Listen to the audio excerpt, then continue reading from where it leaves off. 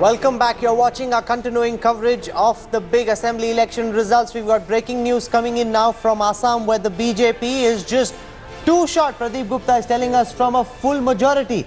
Yes. Incredible for a party which was nowhere in the reckoning so far, going very close to a full majority by itself. Sudhanshu जी है line? Yes, yes. Sudhanshu जी बधाई हो आपको, आप 2 short हैं majority से. We've also got Babul Supriya joining us. This is a very, very big achievement for the BJP because they're just too short now for full majority by itself. Pawan Verma of the JDU and Babul Supriya, Union Minister, is now with us. I want to go across to Babul because he comes from the state of West Bengal. He's the MP from Asansol. While the BJP did reasonably well in terms of vote share in the West Bengal elections, in the general elections of 2014, you haven't been able to build on that this time. You've got 7 seats, but not the kind of inroads you were hoping to make, Babul. Well, Rahul, you know, it's ultimately in a democracy is the people's verdict which reigns supreme. So, I would, in the national perspective, I would just like to say that, you know, it's a huge win in Assam. I believe we are going to get those 2 that is needed right now. And we have just heard Mamata Banerjee saying that she's going to extend her support to BJP in the center based on issues. So I think in terms of the central politics, we are in a very good spot. We have not really lost anything. In terms of Bengal, yes, the issues that we have against Trinamool as a political party, the issues that are same as what Trinamool would have against other parties. So the issues do not change. The facts that we have laid down while we were campaigning, they don't change. The only thing that changes is the fact that Trinamool has got a thumping victory which has to be respected, and therefore I just hope that as one of the 2 MPs from Bengal, my work in Asansol is going to be helped by Didi, and we are not going to meet any political blocks. Okay, but why do you think the script for the BJP in West Bengal did not build on the leads of 2014? Your party managed to pick up a fair amount of votes in 2014. You were hoping to consolidate on that, but all of that seems to have been washed aside by the Mamata tsunami. Well, Rahul, I wouldn't be able to comment on that because, you know, I was just as a diligent party member. I just did the campaigning. I was not part of the strategy making. You'll have to ask my senior leaders, whether it is Kailash Vijayvargiya ji or Siddharth Nath Singh, who were the observer and co-observer. And of course, the party leaders here, Rahul Sinha. They are the ones who were the strategists. They are the ones who formulated everything. I just did as I was expected and asked to do. I can't say more on that, but definitely I think it's time everyone has to, as a political party, you'll have to sit down and think why the corruption issue did not work in West Bengal, why the development issue that is happening everywhere in India did not work in West Bengal, why we were not making any false statements, the Sharda, Narda, or whether it is the bomb issues, NIA, Khagragar, they were all true facts. So why is corruption a non-issue in Bengal? Is development is something that does not excite people in Bengal anymore? So these are questions that as a political party we'll have to address and answer. But no, that I have not a theory. The theory essentially is this, that the Sadak, Pani, Bijli development work of Mamata Banerjee seems to have prevailed over the Narda, Sarda scams. And as Javed said, maybe corruption isn't quite as big an issue for voters as it is at least for TV channels and amongst the intelligentsia. Pawan Verma of the JDU is also with us because in the past few days we've seen Nitish Kumar make multiple moves to try and project himself as a possible opponent to Modi in 2019.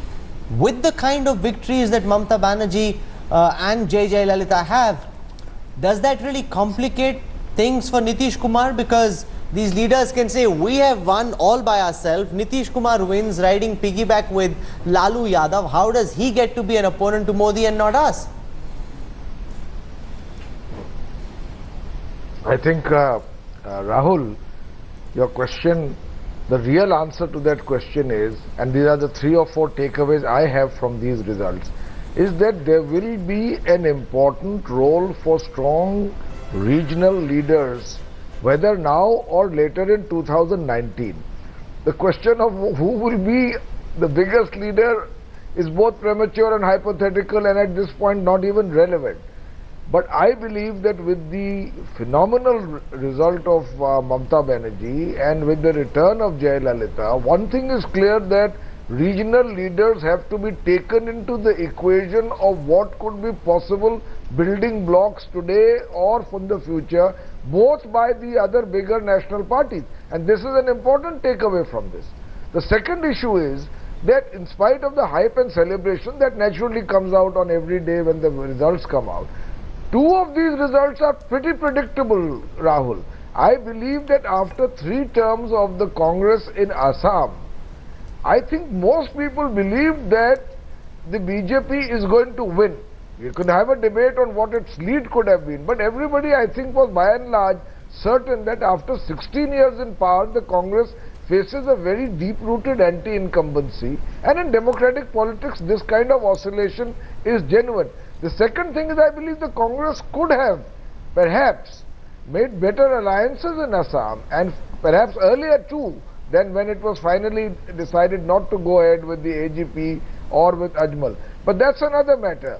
Assam, I believe, followed predictable line. Similarly, in Kerala, the victory of the LDF is something that I think most people expected, and it's happened. Now, the fourth takeaway or the third takeaway in my view is that while the BJP genuinely needs to be congratulated in Assam, I don't believe its performance in other states is commensurate with expectations of the party itself in terms of having won such a great majority. Okay, let's get Babul Supriya to respond to that. Babul? Having a national footprint now. Well, I would agree with Pawanji that talking about 2019 is definitely premature.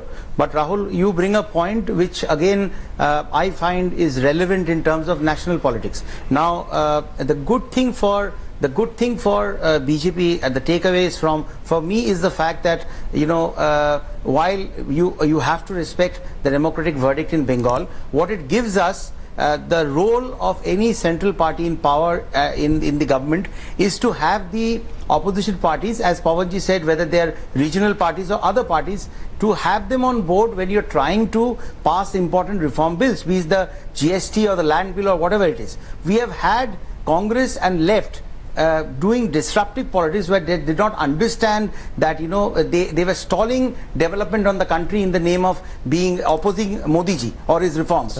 I think the fact that Jayalalitha, who's neither a friend nor a foe of BJP, and Mamta Banerjee, we were very bitter foes in Bengal, but I'm very happy that she has said that she is going to lend her support, issue-based support to BJP at the center. I think that makes our larger perspective agenda of bringing Modi ji's development politics in the foray. That goal, I think, is addressed. So you have a lot of positive takeaways apart from that only say that win in Assam.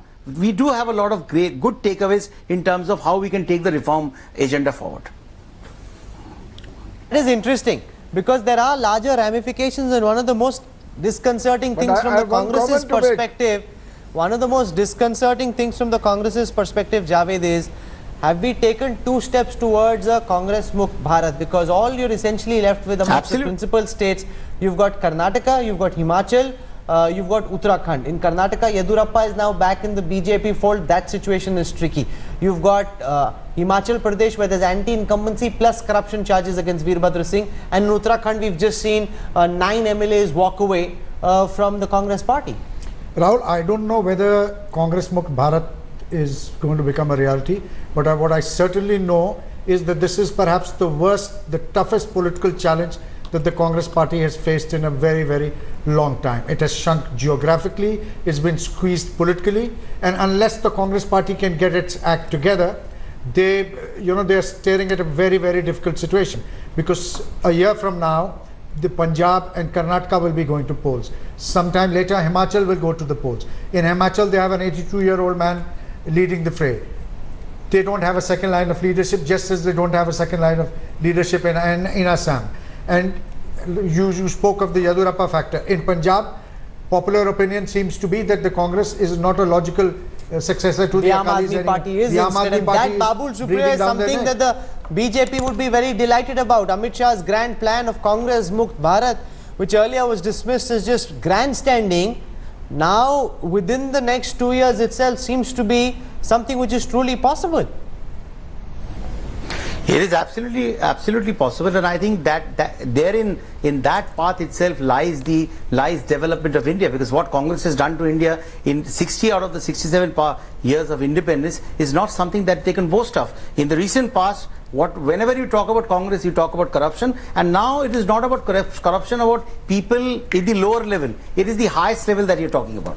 So I think that Congress Mukt Bharat is a good thing that BJP has spoken about, and I think the entire people of India are probably with us to make that into a reality. And, Okay. And to be very honest with you, Rahul, AAP might be popular in Punjab right now, but in Delhi we are seeing that populist politics might not be something that people like, because no one is agreeing to the fact of Arvind Kejriwal spending Can I just say, 16 Babu, with crores respect, for that we just publicity had the budget every by-election month. results come out a couple of days ago. Here, Rahul. AAP was the biggest party Rahul, over one there. observation. Your Rahul, party can I come came in in? number No, 3. no, but What Rahul, we're going to do but- is take a quick break. We AAP come back. We have a lot more to talk about. But before that, let's take a look at Mamta Banerjee, because her plank of Bijli Sadak Pani clearly seems to have left all charges of Narda Sarda far behind. She is the Dada. Didi is the Dada of Bengal once more.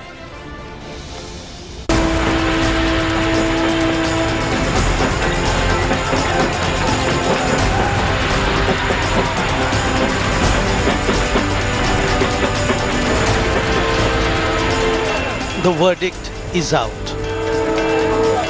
The clouds of doubt have vanished and the sun is shining again for Mamta Banerjee.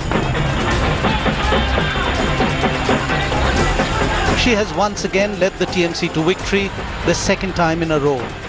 And more importantly, Mamta Banerjee has convincingly proved her critics wrong yet again.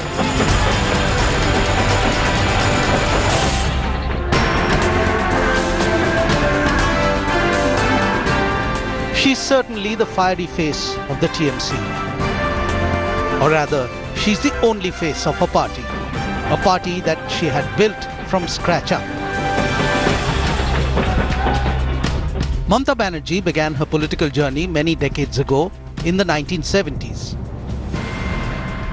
She was very much part of the frenzied scene of student politics in Calcutta. When she joined the Congress at age 22.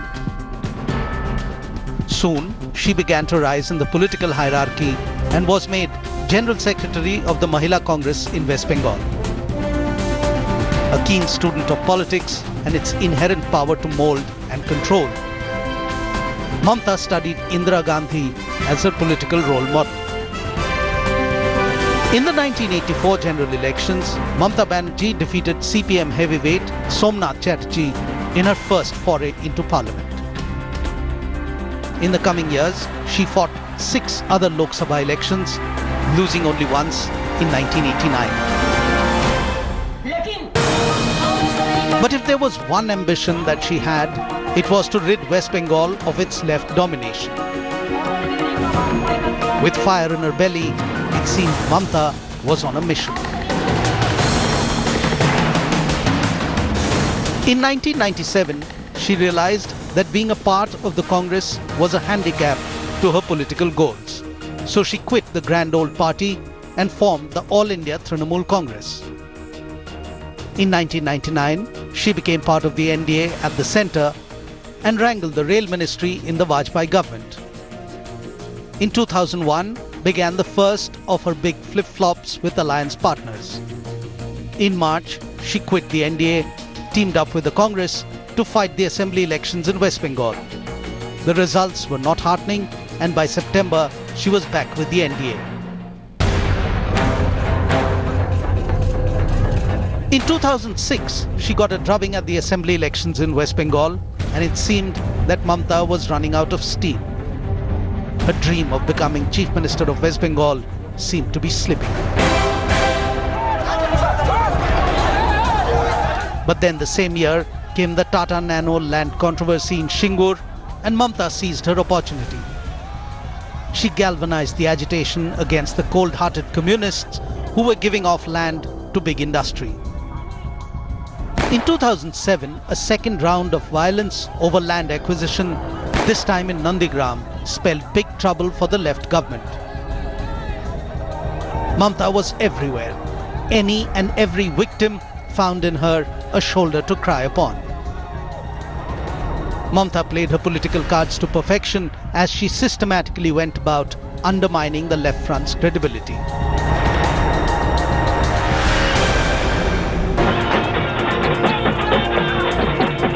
In 2009, she again teamed up with the Congress and fought the Lok Sabha elections. The alliance winning 26 of the 42 seats.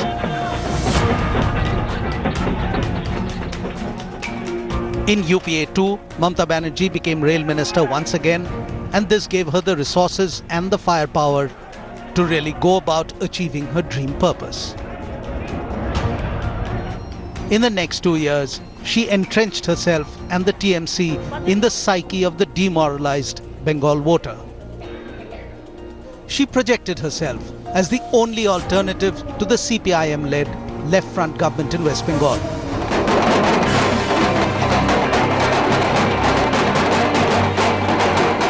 In 2011, Mamta Banerjee finally uprooted the 34-year-old left regime. The landslide victory shook the state of West Bengal. Over the next 5 years, the fiery Mamta Banerjee went about stamping her mark on the state and the politics of West Bengal. Amidst all the controversies and all the political mishaps, she stood firm and tall, brushing every opposition aside. She was even strong enough to have her say when it came to India's foreign policy, where it concerned next door Bangladesh. Even Prime Minister Modi had to get her to agree to the Indo-Bangla deals that he wanted to sign. Modi had to take Mamta along to Dhaka when agreements were to be signed. To the world and to West Bengal, Mamta Banerjee has proved that she's not going away anytime soon.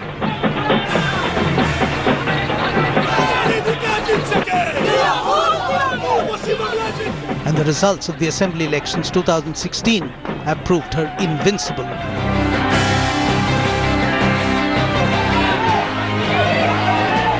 At least for another 5 years as CM.